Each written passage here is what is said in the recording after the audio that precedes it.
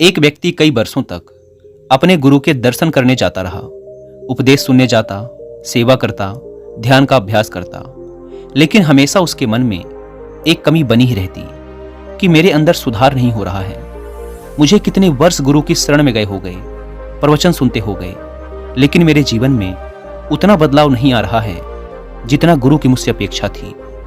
एक दिन उसने सोचा कि शायद गुरु ही इस प्रश्न का उत्तर दे पाएंगे और वह गुरु से मिलने चला गया। गुरु ने उसे अपने पास बिठाया और उसकी समस्या पूछी। उस व्यक्ति ने कहा, जीवन तो बहुत तेजी से बीता जा रहा है। मुझे दीक्षा लिए 20 वर्ष से ज्यादा हो चुके हैं और इन 20 वर्षों में मैंने अपनी तरफ से अथक प्रयास किया, लेकिन इन प्रयासों से मैं संतुष्ट कभी नहीं हुआ। मेरे जीवन का एक बहुत बड़ा हिस्सा बीत चुका है, जीवन का एक भाग बीत चुका है और अब दूसरा चल रहा है। मेरी उम्र लगभग 50 की हो चुकी है, मेरे बाल भी सफेद पड़ने लगे हैं। पिछले 20 वर्षों में मैंने अथक प्रयास किया, लेकिन मैं अपने आप को कहीं भी नहीं पाता। क्या मेरा जीवन यूं ही खाली खाली, कोरा कोरा ही बीत जाएगा? गुरु ने उससे कहा, तुम्हें सच्चाई समझने में अभी 2 वर्ष और लगेंगे। गुरु ने उसे बीजों से भरी एक पोटली देते हुए कहा, तुम यह बीज ले जाओ और इन्हें अपने खेतों में तब बोने के लिए डालना जब 3 दिनों तक अच्छी बारिश हो। वह व्यक्ति उन बीजों को लेकर वापस अपने घर आ गया और बारिश का इंतजार करने लगा। दिन हफ्तों में बदल गए और हफ्ते महीनों में, लेकिन बारिश नहीं हुई। फिर कभी 1 दिन बारिश होती, कभी 1.5 दिन, कभी 2 दिन, लेकिन 3 दिन तक लगातार बारिश कई दिनों तक नहीं हुई। वह प्रसन्न होता जैसे ही बारिश शुरू होती, लेकिन फिर दुखी हो जाता जब बारिश कुछ ही देर में बंद हो जाती। कई महीने फिर ऐसे ही बीत गए। अब वह दुखी रहने लगा कि शायद 3 दिन तक तो कभी बारिश होगी ही नहीं। वह यही सोचता रहता। तभी एक दिन अचानक भयानक काले बादल आए और रात दिन लगातार 3 दिन तक बरसते रहे। उस व्यक्ति के अंदर अत्यंत प्रसन्नता का भाव जागा। उसने गुरु के दिए हुए बीज पोटली से निकाले और खेतों में बो दिए। अगले 2 महीनों में वो बीज अंकुरित हुए, बढ़े और पेड़ बन गए, लेकिन उसे कुछ भी नहीं पता था कि यह किसके पेड़ हैं, क्योंकि उसने गुरु से बीजों के बारे में कुछ नहीं पूछा था। तीसरे महीने से उन पेड़ों में फूल आने शुरू हो गए और देखते ही देखते चारों ओर फूल ही फूल हो गए। तितलियां, मधुमक्खियां, भौरे और ना जाने कहां कहां से लोग उन फूलों को देखने और उनकी सुगंध का आनंद लेने आने लगे। इतने सारे लोगों से तो वह अपनी पूरी जिंदगी में नहीं मिला था और ना ही उसने एक साथ इतने सारे लोग पहले कभी देखे थे। वह बड़े आश्चर्य में था कि इतने सारे लोग आ कहां से रहे हैं, बिना बताए, मुझे जानते भी नहीं, पहचानते भी नहीं, मेरा इनसे कोई संबंध नहीं, ये लोग आ कहां से गए? वो बड़े आश्चर्य में था।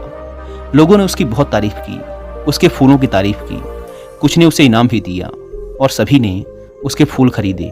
उसके फूलों की खुशबू और उनकी प्रसिद्धि दूर दूर तक फैलने लगी। सारे शहर, गांव, प्रदेश और देश में फैलने लगी। ऐसे उगते हुए फूल, ऐसी खुशबू और इतने बड़े क्षेत्रफल में लगे फूलों की कभी किसी ने कल्पना भी नहीं की थी।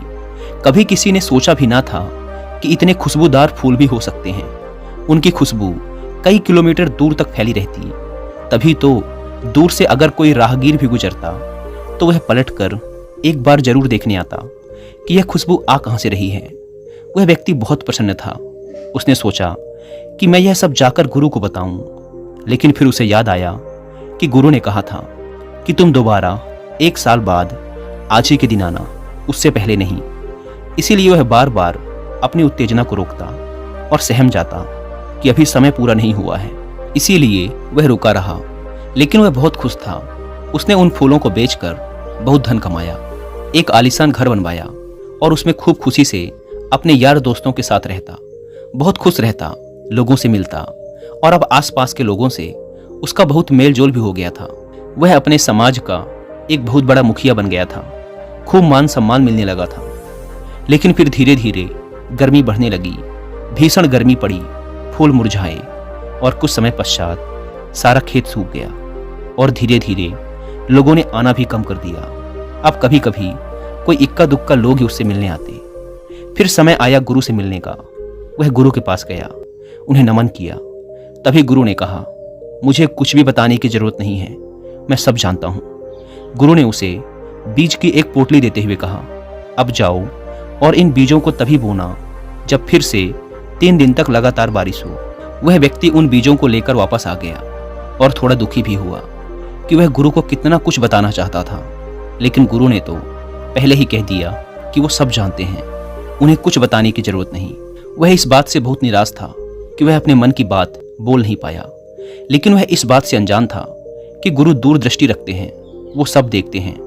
वह घर आया और फिर से बारिश का इंतजार करने लगा और वह बहुत खुश भी था कि मुझे फिर से बीज मिल गए, फिर वही फूल उगेंगे, फिर चारों तरफ सुगंध फैलेगी, फिर दूर दूर तक मेरी ख्याति फैलेगी, लोग मुझे इनाम देंगे, मेरी प्रशंसा करेंगे, मेरे फूलों की बिक्री होगी, मुझे मान सम्मान मिलेगा। इन सब बातों के बारे में सोचकर वह अंदर से गदगद हो जाता, बार बार इन बातों को सोचता, बीजों की पोटली को देखता और प्रसन्न होता। यह कई दिनों तक चला और वह बारिश का इंतजार करता रहा, लेकिन बारिश नहीं हुई। जब हुई भी तो 1 दिन 2 दिन, लेकिन 3 दिनों तक लगातार बारिश नहीं हुई। कई महीने बीत गए। अब वह थोड़ा उदास रहने लगा कि क्या इस बार 3 दिन तक लगातार बारिश होगी ही नहीं। कहीं गुरु ने इस तरीके से मुझे कुछ समझाने का प्रयास तो नहीं किया जो मैं समझ नहीं पा रहा, क्योंकि अब तो बारिश हो ही नहीं रही। और अब वह मन ही मन तुलना भी करने लगा था कि पिछली बार तो इतने दिनों में बारिश हो गई थी, लेकिन इस बार तो उससे भी ज्यादा दिन बीत गए और बारिश अब तक नहीं हुई। फिर एक दिन काले बादल आए और 3 दिन 3 रात तक मूसलाधार बारिश हुई। इस बार इतनी बारिश हो गई कि उसके खेत की मिट्टी का ऊपरी हिस्सा ही बह गया। वह यह सोचकर परेशान भी हो गया कि इस बार ज्यादा समय लग जाएगा खेत को तैयार करने में, क्योंकि मिट्टी की ऊपरी परत बह गई है। फिर जैसे तैसे करके बारिश रुकी। उसने बड़ी मेहनत से खेत तैयार किया और वो बीज खेत में बो दिए, लेकिन इस बार भी उसने गुरु से नहीं पूछा था कि यह किसके बीज हैं। उसने खुद ही कल्पना कर ली थी कि यह उन्हीं फूलों के बीज होंगे। धीरे धीरे वो बीज अंकुरित हुए, बड़े हुए और उनमें फूल आने लगे, लेकिन वह यह देखकर हैरान हुआ कि इस बार फूल इतने छोटे क्यों हैं। लेकिन वह फिर भी इंतजार करता रहा। उसने सोचा शायद इस बार इन पेड़ों में फल आने वाले हैं। लेकिन कुछ दिनों बाद उसने देखा कि सारे पेड़ों में धीरे धीरे हरी मिर्च लगने लगी है और वह मिर्च की फसल बड़ी तेजी से फलने फूलने लगी। धीरे धीरे वह मिर्च लाल होने लगी, लाल सुरंग। कुछ दिनों तक खेत में तोते आए। तोतों ने कुछ मिर्च खाई, लेकिन इस बार कोई तितली नहीं आई, कोई भौरा नहीं आया, कोई मधुमक्खी नहीं आई। और इस बार ना तो आसपास से कोई लोग आए, ना कोई सुगंध उठी, ना कोई सुंदर नज़ारे बने, और ना ही दूर दूर से राहगीर आए उसके खेतों को देखने। इस बार ऐसा कुछ भी नहीं हुआ। वह बहुत आश्चर्य में था कि आखिर इसके पीछे क्या रहस्य है। वह थोड़ा चिंतित भी होने लगा, लेकिन थोड़ी उत्सुकता भी थी कि देखते हैं आगे क्या होता है। फिर जैसे जैसे गर्मी बढ़ने लगी, वो मिर्च लाल होने लगी और धीरे धीरे वो मिर्च पककर खेत में ही गिरने लगी और सूखने लगी। सारा खेत भी सूख चुका था। धीरे धीरे वो मिर्च फटने लगी और सारे खेत में फैलने लगी। और जैसे जैसे गर्मी बढ़ने लगी, गर्म हवाओं के साथ वो मिर्च भी उड़ने लगी और उस मिर्च से लोगों की आंखें और लोगों के गले जलने लगे। अब लोगों ने दूर दूर तक उस ओर आना ही छोड़ दिया, वो रास्ता ही छोड़ दिया, और जहां जहां वो हवा फैलती लोग परेशान होने लगे। बहुत भला बुरा कहते उस व्यक्ति को कि इस मूर्ख ने ये क्या कर दिया। अगर इसने इन मिर्चों को बो ही दिया था तो फिर बाजार में जाकर इन्हें बेच देता या फिर इनका कुछ इंतजाम करता, लेकिन इसने इन मिर्चों को खेत में ही गिर जाने दिया और अब ये मिर्चें लोगों की आंखों और गलों में चुभ रही हैं। लोग उससे बड़े नाराज रहने लगे और उसके खेत के आसपास जितने भी पशु पक्षी थे वो सभी वहां से पलायन कर गए। वह बहुत डरा हुआ था, वह अकेला पड़ गया। अब वह किसी तरह से खुद को बचाता, क्योंकि उसकी भी आंखों और गले में मिर्च लग रही थी।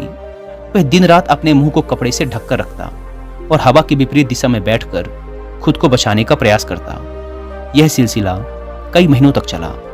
उसकी गुरु से मिलने की प्रचंड इच्छा थी, लेकिन गुरु ने पहले ही बोल रखा था कि साल भर बाद आज ही के दिन आना।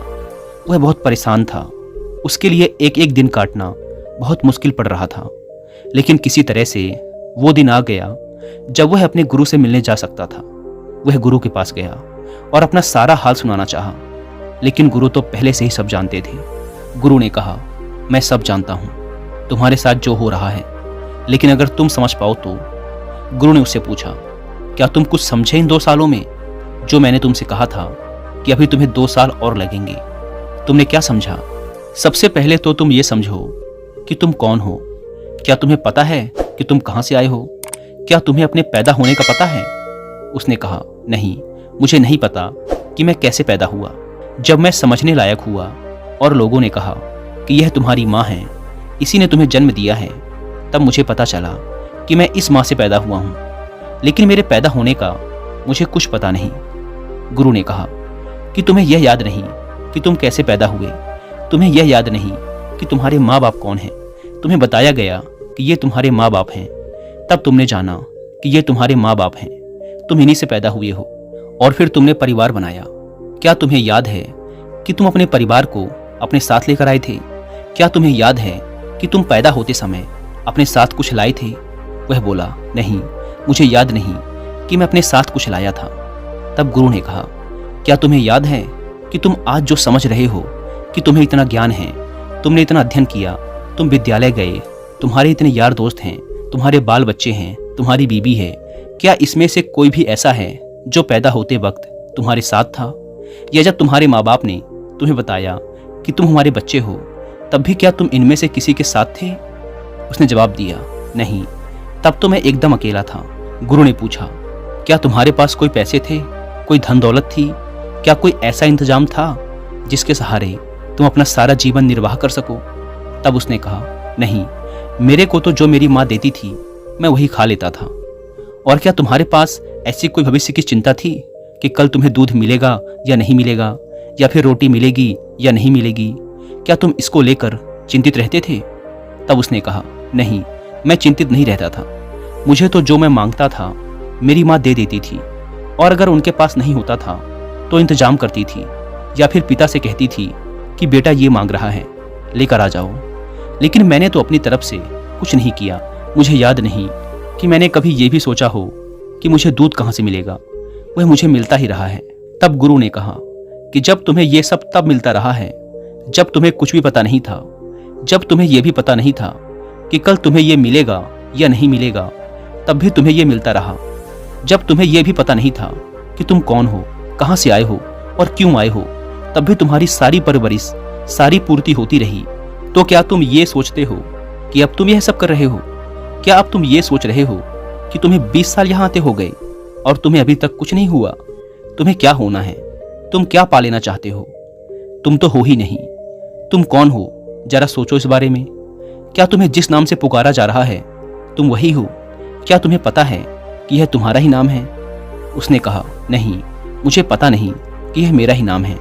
लेकिन जब मेरे कानों में इस नाम की आवाज़ पड़ने लगी, जब मुझे यह समझ आने लगा कि यह मेरे से कहा जा रहा है, तब धीरे धीरे मुझे पता चला कि मेरी माँ मुझे इस नाम से पुकारती है। तब मुझे पता चला कि यह मेरा नाम है। तब गुरु ने कहा कि तुम हो ही नहीं, तुम अपने से आए ही नहीं हो। क्या तुम अपने से आए हो? क्या तुमने चुना था कि यही मेरे माँ बाप होंगे, यही मेरा घर होगा? क्या पैदा होने से पहले तुमने इस बारे में कुछ सोचा था, कोई चुनाव किया था? उसने कहा, नहीं, मुझे तो कुछ याद नहीं है कि मैंने कुछ चुनाव किया था। मुझे यह भी याद नहीं कि मैं पैदा हुआ। मुझे यह भी याद नहीं था कि ये मेरी माँ है, ये मेरे पिता हैं। मुझे कुछ भी याद नहीं, मेरा कोई चुनाव नहीं। तब गुरु ने कहा कि तुम हो ही नहीं। तुम अब जो कह रहे हो कि मैं हूं, तुम जो कह रहे हो कि मैंने इतने फूल उगाए, क्या ये तुम्हारे बीज थे? क्या ये तुम्हारे फूल थे? क्या किया तुमने इन फूलों को उगाने में? जरा बताओ। वह चुप हो गया। उसके पास कोई जवाब ना था। वह सिर झुकाए गुरु के सामने खड़ा रहा। गुरु ने कहा, ये बीज तुम्हें मैंने दिए और इन बीजों को तुमने 3 दिन बारिश होने के बाद जमीन में डाला। क्या वो बारिश तुमने कराई थी? क्या वह मिट्टी जिसमें बीज अंकुरित हुए उसे तुमने बनाया था? क्या तुमने इनके लिए कोई प्रयास किया? वह आंखें झुकाए चुपचाप खड़ा था। उसके पास अब कोई शब्द नहीं थे। गुरु ने कहना जारी रखा, क्या तुमने इन बीजों को जमीन के अंदर फटते हुए देखा है? क्या तुमने देखा है कि ये कैसे अंकुरित हुए और कैसे उसमें से पेड़ निकला? ये जमीन के अंदर जो सारा खेल हुआ, क्या तुमने इसके लिए कुछ प्रयास किया था?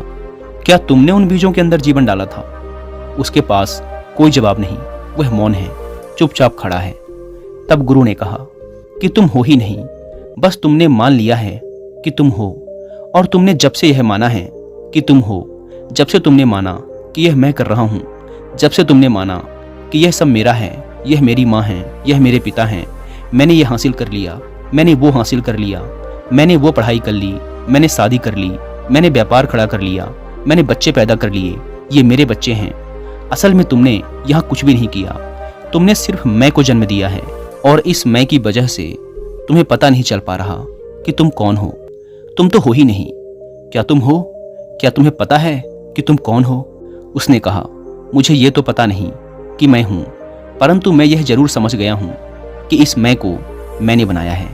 गुरुदेव, आपके कहने से मैं अब समझ पा रहा हूँ कि इस मैं को मैंने बनाया है। यह मैंने ही कहा है कि यह मेरा शरीर है, यह मेरी माँ है, यह मेरे खेत हैं, यह मेरे फूल हैं, यह सारे मैं मेरे ही हैं, मैंने ही बनाए हैं। मैं इन्हें लेकर नहीं आया था, क्योंकि जब मैं आया था तो मुझे तो पता ही नहीं था कि मैं कौन हूँ। मुझे तो लोगों ने बताया कि मैं हूँ, मुझे एक नाम दिया गया और जब मुझे उस नाम से पुकारा गया तब मुझे समझ आया कि मैं ये हूँ, मेरे शरीर का यह नाम है। लेकिन मुझे अभी भी यह पता नहीं कि इस शरीर के अंदर कौन है जो देख रहा है, बोल रहा है, सब कुछ समझ रहा है। तब गुरु ने कहा, जब तुम्हें कुछ भी नहीं पता कि तुम कौन हो और यह सोच रहे हो कि मैं 20 सालों से कर रहा हूँ, कौन कर रहा है? तुम्हारा मैं कर रहा है और यह मैं कहीं भी नहीं जाने वाला। 50 साल गुजर गए, अगले 50 साल और गुजर जाएंगे, लेकिन यह मैं कहीं नहीं जाने वाला। जो यह कह रहा है कि वो मेरे फूल थे, सच बताओ, क्या वो तुम्हारे फूल थे? जो यह कह रहा है कि मैंने ये बीज लगाए, क्या ये तुम्हारे बीज थे? तुम्हारा यहाँ कुछ भी नहीं, तुम हो ही नहीं। तुमने मान लिया है कि तुम हो और इस मान लेने से इस मैंने यह सारा संसार बनाया है। तुम्हारा मैं ही तुमसे कह रहा है कि मैंने यह फूल लगाए, मैंने फूलों की खेती की, मेरी प्रशंसा हो रही है, मेरी प्रतिष्ठा बढ़ रही है, मैं मुखिया बन गया उस समाज का, मैंने बहुत मेहनत की। क्या किया तुमने? क्या उन बीजों को तुमने बनाया था? क्या उन्हें धूप तुमने दी थी? वह निशब्द खड़ा था, उसके मुंह में कोई शब्द नहीं थे। अब उसके पास यह भी कहने को नहीं बचा था कि वह 20 साल से कुछ कर रहा है, वह ध्यान करता है। तब गुरु ने कहा, तुम मुक्त हो, तुम पहले दिन से ही मुक्त थे। ये तो तुमने खुद ही बेड़ियां लगाई हुई हैं और ये बेड़ियां हैं मैं की बेड़ियां। तुमने यह बेड़ियां लगाई हुई हैं कि मैं 20 साल से कर रहा हूं। यह मैं की बेड़ियां ही तुम्हारे रास्ते की सबसे बड़ी रुकावट हैं। यह मैं ही तुम्हें गहरे ध्यान में नहीं उतरने देता। यह मैं ही तुम्हें यहां से मुक्त नहीं होने देता। तुम यह मानो कि तुम हो ही नहीं, पर क्या तुम्हें लगता है कि तुम हो? मैं फिर पूछता हूं, क्या तुम हो? क्या तुम्हें पता है कि तुम आए हो? क्या तुम्हें पता है कि तुम पैदा हुए? नहीं, मुझे कुछ याद नहीं। तो फिर तुम हो ही नहीं, तुम बस मान के बैठे हो। जो कुछ तुम्हें दिख रहा है वह मैं है और इस मैं की वजह से ही तुमने संसार बनाया है। और अभी भी तुम कह रहे हो कि मैं 20 साल से कर रहा हूं। यह तुम्हारा मैं ही तो कह रहा है। तो फिर यह मैं जाएगा कहां? यह तो यहीं रह जाएगा। तुम्हारे कोई बीज नहीं, तुम्हारे कोई फूल नहीं और ना ही तुम्हारा कोई प्रयास है बारिश कराने में, ना ही तुमने उन पौधों को हवा दी। क्या तुम्हारा कोई प्रयास है उन फूलों की खुशबू लाने में? क्या तुमने उन मधुमक्खियों को, भौरों को, तितलियों को कोई संदेश भेजा था? क्या फूलों के अंदर रस तुमने पैदा किए थे? तुम हो ही नहीं, बस तुमने मान रखा है कि तुम हो और तुम साथ कुछ भी लेकर नहीं आए। क्या तुम अपने साथ कुछ लाए थे? तुम्हें तो कुछ भी नहीं पता था। तुम्हें तो कपड़े पहनाए गए, तुम्हें साफ सफाई से रहना सिखाया गया। तुम्हें यह भी पता नहीं था कि कैसे खाना है, कैसे पीना है। तुम्हारे मुंह में स्तन को लगाया गया, तब तुमने दूध पीना सीखा। क्या प्रयास किया तुमने अपनी रोटी, अपने दूध के लिए उस समय? वो तुम्हें मिलता ही रहा और आज तुम ये सोचते हो कि मैं इंतजाम कर रहा हूँ, मैं कमा रहा हूँ। आज तुम सोचते हो कि ये मेरे बच्चे हैं, जब मैं खिलाऊंगा तब ये खाएंगे। तुम हो ही नहीं, बस तुम मान के बैठे हो। और जो ये सोचता है कि मैं हूँ, मेरे बच्चे हैं, मैं कमा रहा हूँ, मैं कर रहा हूँ, यही मैं ही तुम्हारे दुख का कारण है। यही तुम्हारी बंदिश है, यही तुम्हारा बंधन है, यही तुम्हारी बेड़ियां हैं। तुम मुक्त ही हो, तुमने शरण ले ली है बुद्ध की, तो अब मुक्त हो जाओ। तुम मुक्त ही हो और तुम्हें सब कुछ मिलता ही रहेगा। यह कहते हुए गुरु मौन हो गए। कहा जाता है कि वह शिष्य इसके बाद वहीं बैठकर ध्यान में तल्लीन हो गया और उसके बाद वह उठा ही नहीं। वह मुक्त हो गया, उसे परम निर्वाण प्राप्त हो गया।